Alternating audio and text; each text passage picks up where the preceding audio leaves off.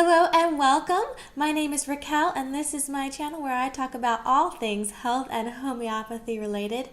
Now I know some of you are still enjoying some cool springtime weather, but I happen to be in Arizona and we started hitting temperatures in the mid-90s in April.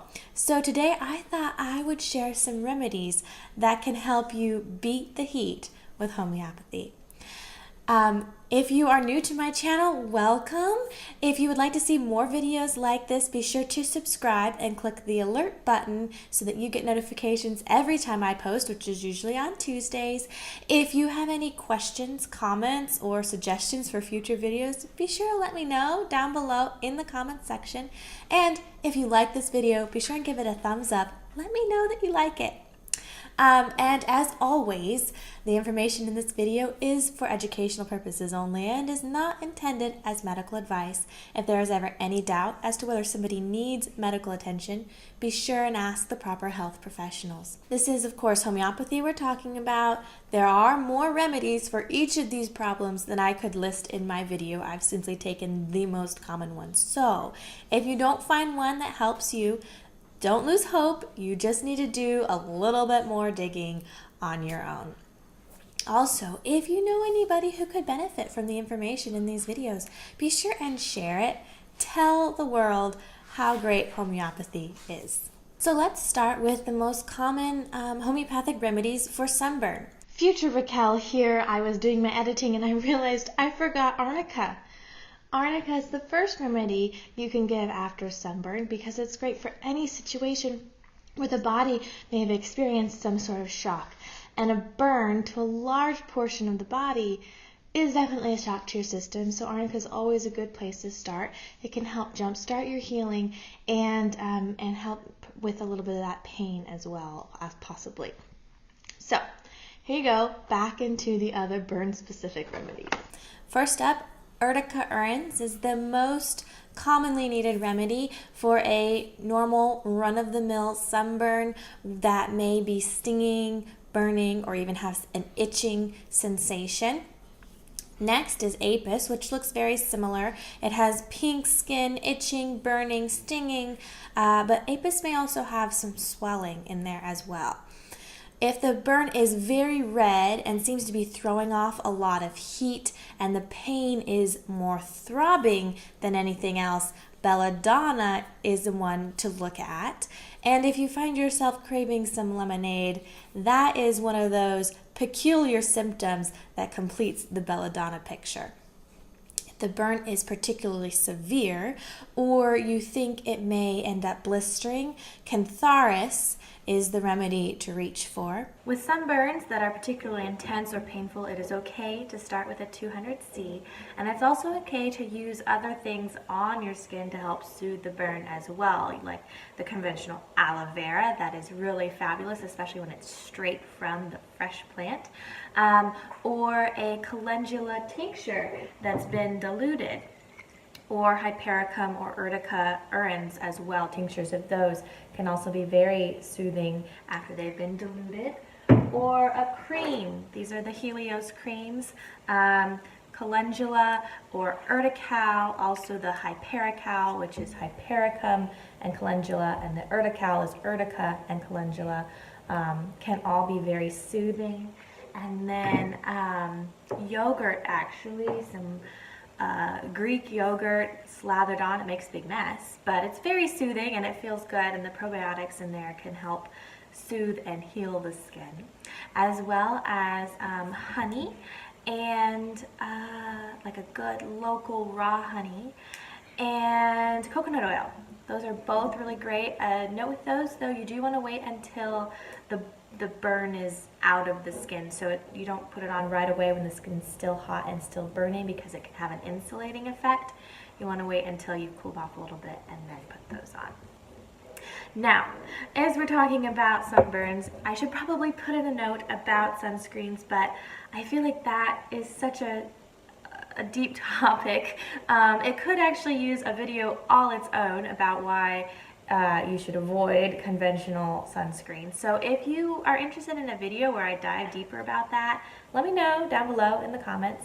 For now, I will suffice it to say that you do really need to avoid conventional sunscreens. They are full of toxic chemicals that really add to the chemical load of your body and really don't do good things for your skin. If you do need to use a sunscreen, find one that uses non-nanoparticle zinc.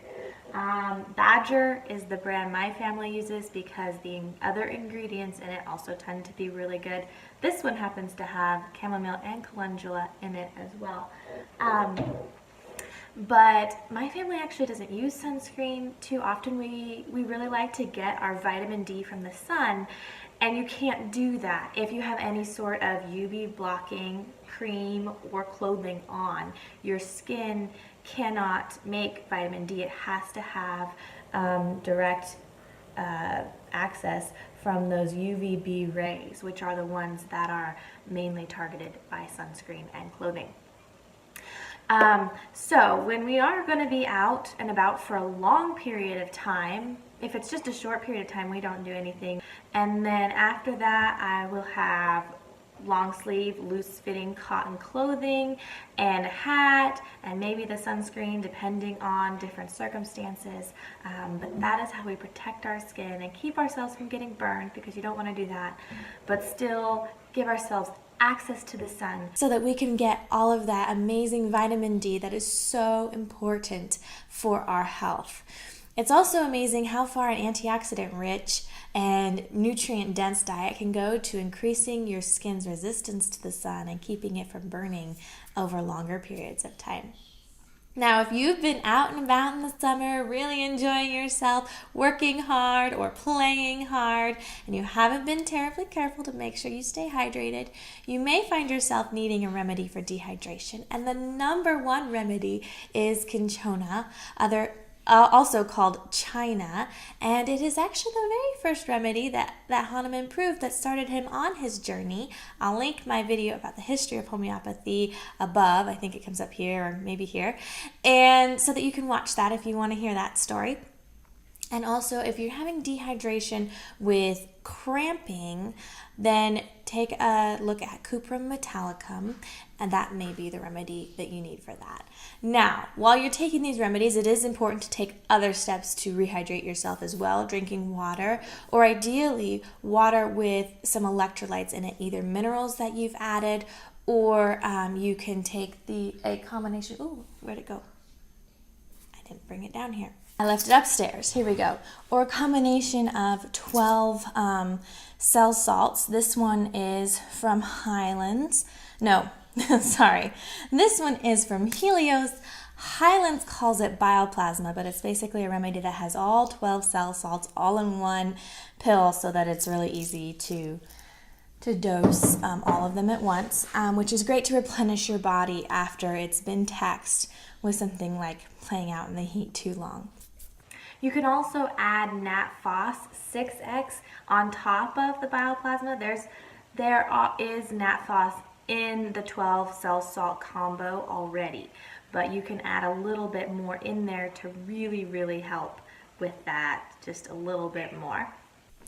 And if you add those to any drink, water, or my favorite kind of healthy sports drink is coconut water with some lemon or lime juice, sea salt, and honey if you need a little extra energy boost too.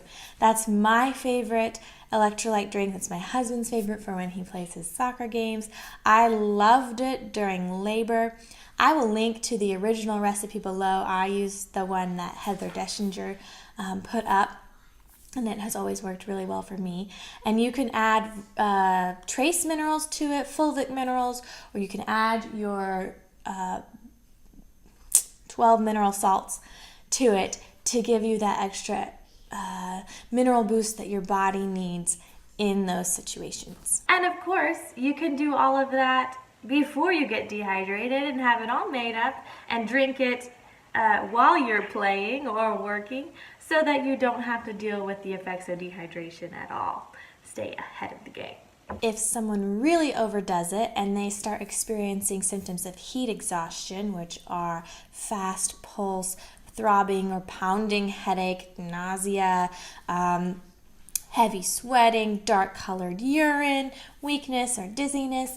Glonoine, I think I'm pronouncing that correctly, but it's made from nitroglycerin, is probably the remedy that you need. If you try Glonoine and it doesn't help, belladonna would be the next one to go for. If the symptoms progress into those of heat stroke, which are a fever over 103 degrees, confusion, loss of consciousness, slurred speech, it is a medical emergency. Be sure and head straight over to the hospital. You can take your remedies with you and take those on the way. All right, well, that is all I have for you today. I hope these remedies prove helpful to you. If you have any stories that you would like to share about remedies that you found helpful in the summer, let me know. I want to hear about them down in the comments. I hope you all have a wonderful day, and I will see you next Tuesday.